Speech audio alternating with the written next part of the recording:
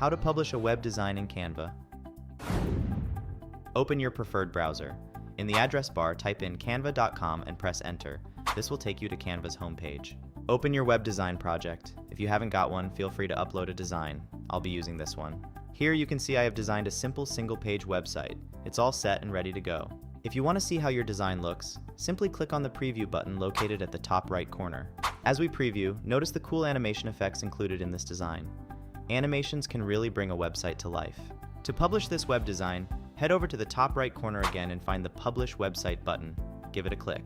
You'll notice we need a website URL to proceed, but don't worry, Canva provides one for free. To acquire this URL, click on the link named Use a Custom Domain. Next, click on Claim a Free Canva Domain and then hit Continue. Now you'll be prompted to provide a name for your website. In my case, I'm going to type in Food Web Design. After that, click Claim Free Domain. Then click on Use this domain. On the right side of your screen, you'll now see your website URL. The final step here is to click Publish Website. Let's wait for a few moments as Canva processes your request. And just like that, your website is live. To check out your newly published site, click on the View Website button. Here it is. The website is up and running. Feel free to scroll down and check to make sure everything is working correctly, and that's it.